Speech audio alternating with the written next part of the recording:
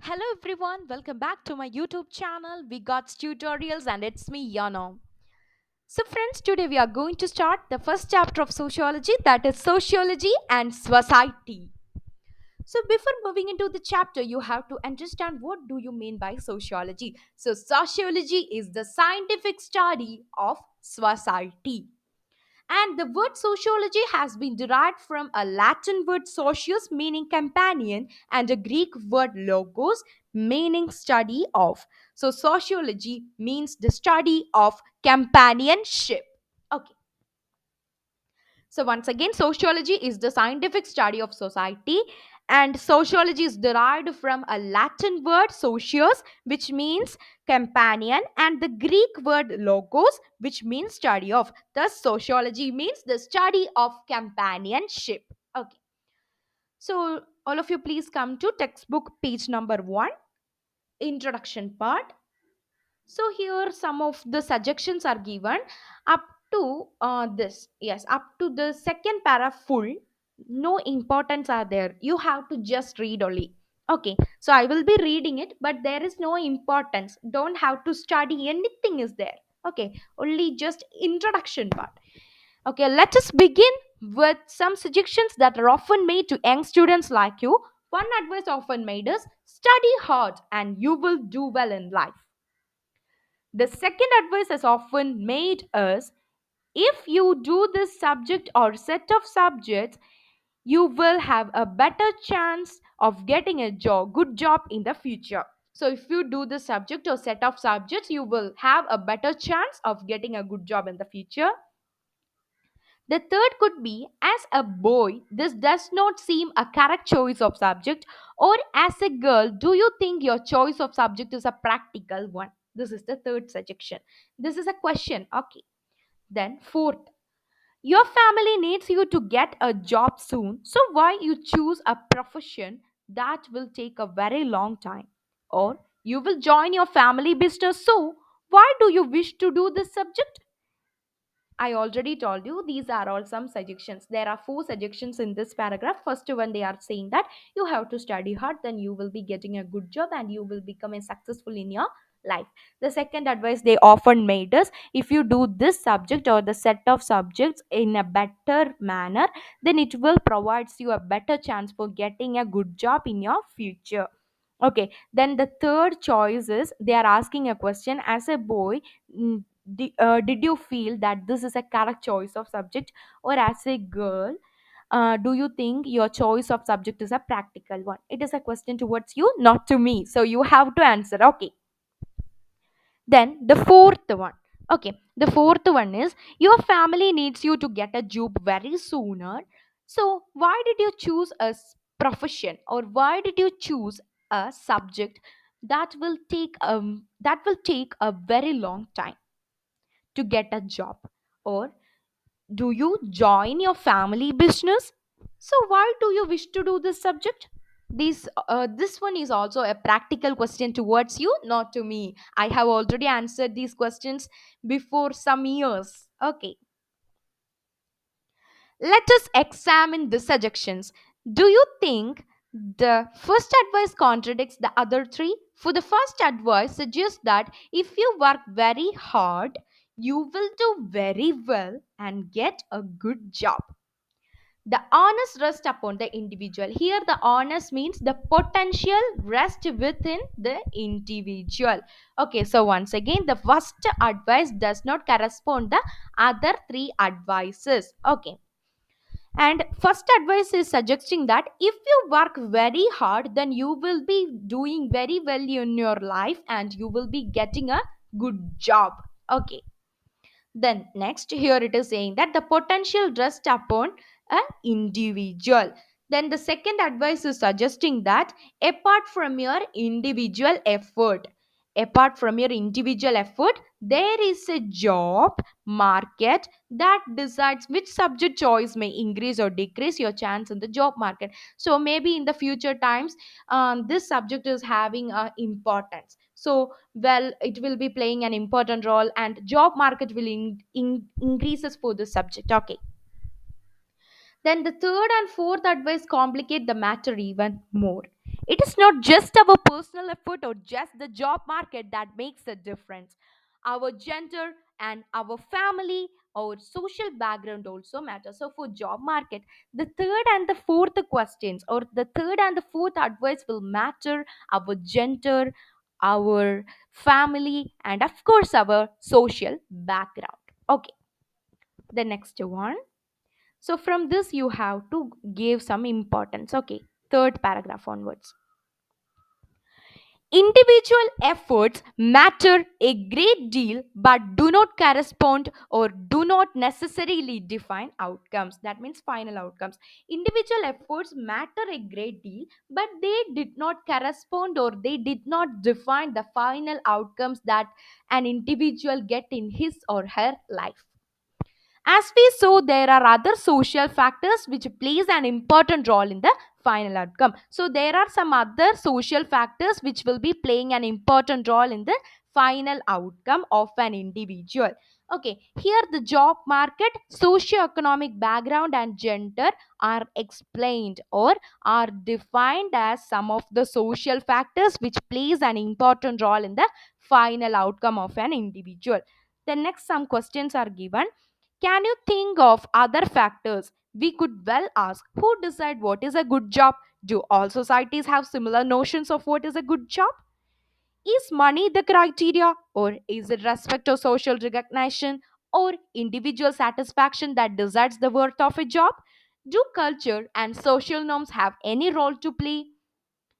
So these are all questions you have to read only. Okay. The individual student must study hard to do well. But how well he or she does is structured by a whole set of societal factors. So, if an individual student want to win his or her life, they have to take their own individual effort for their winning. Okay. But how well he or she does is structured by a whole set of societal factors.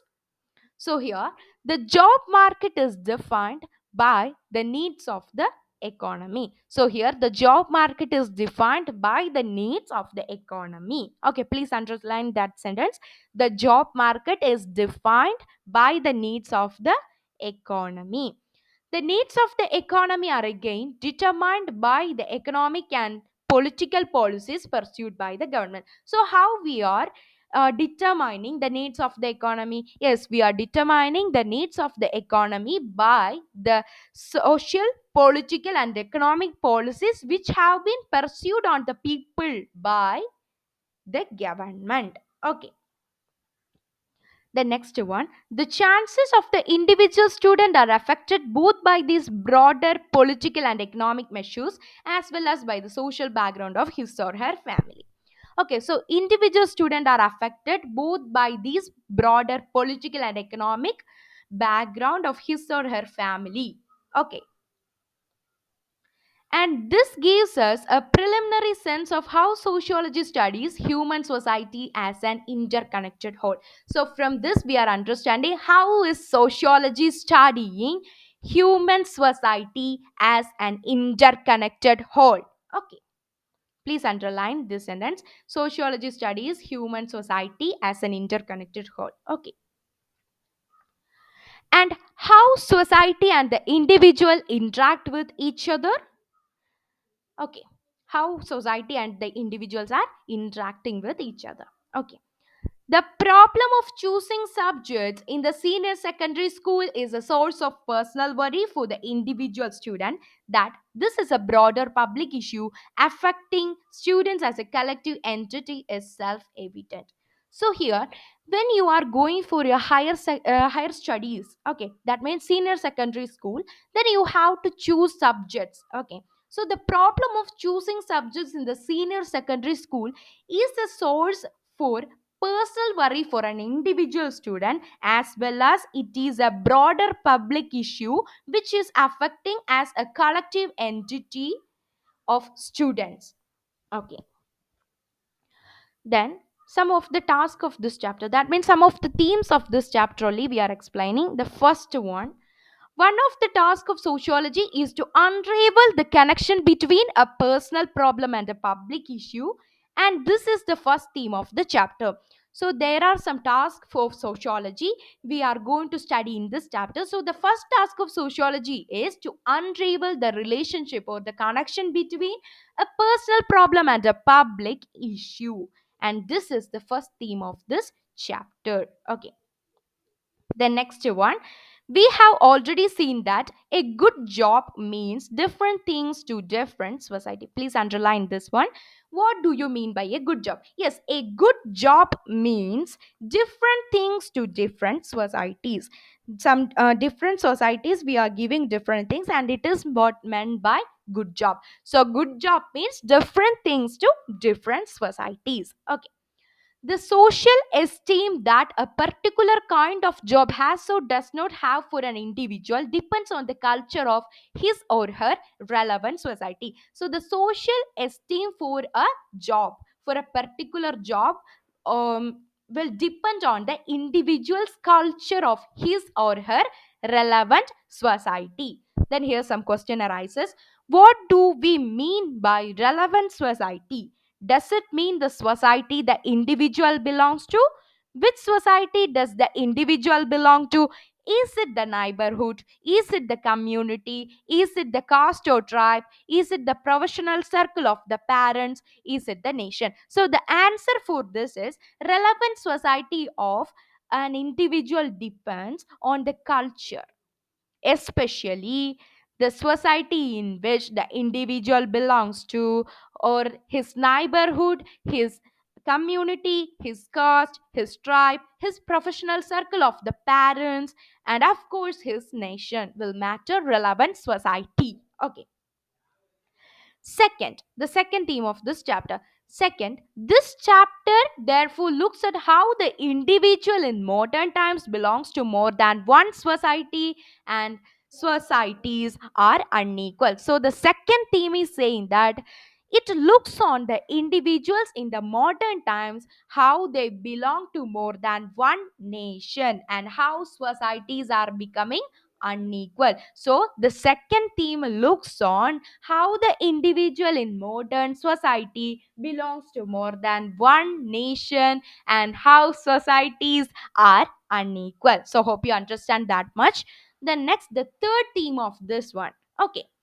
Third, this chapter introduces sociology as a systematic study of society, distinct from philosophical and religious reflection, as well as our everyday common sense observation about society. So, the third theme of this chapter is this chapter introducing sociology as a systematic study of society, which is distinct from the philosophical and, of course, the religious reflection, and as well as our everyday common sense observation about society. Okay. So first we said that yes, the first task of sociology is to unravel the connection between a personal problem and a public issue. Then the second we told that this chapter looks at the individual, how the individual in modern times belongs to more than one society, and how societies are unequal. Then third we told that this chapter is introducing sociology as a systematic study of society, distinct from philosophical and religious reflections, as well as our everyday common sense, as well as our everyday or our common sense knowledge. Okay, about society or the observation about society. Then let us look at the fourth one. Fourth, this distant way of studying society can be better understood if we look back historically at the intellectual ideas and material context within which sociology was born and later grew.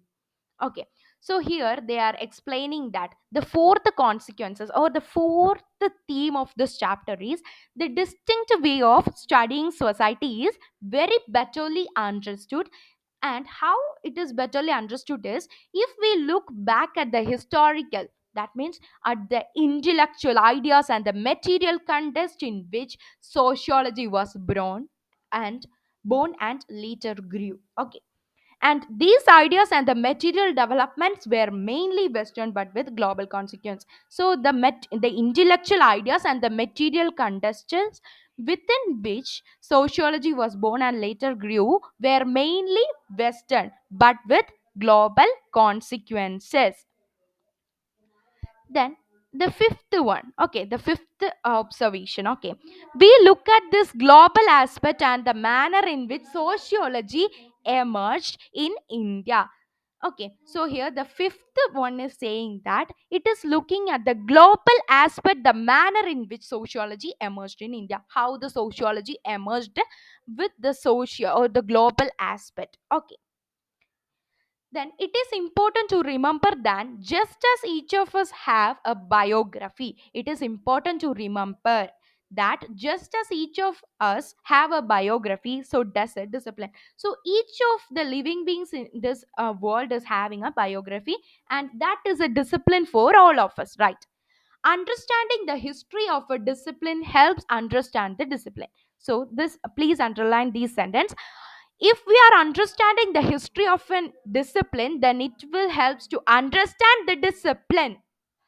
Finally, the scope, the sixth one is the scope of society. That means the scope of sociology and its relationship to other disciplines is discussed. Okay, so here we studied six disciplines, that means six observations or the six themes of this chapter.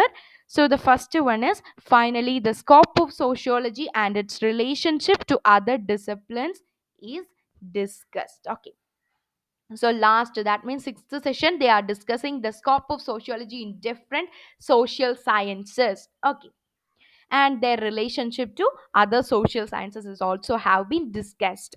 Okay, so we have studied six observations. So this much is there for today. So hope you understand this much. If you had any doubts, please clear it through the chat box. And thanks for watching.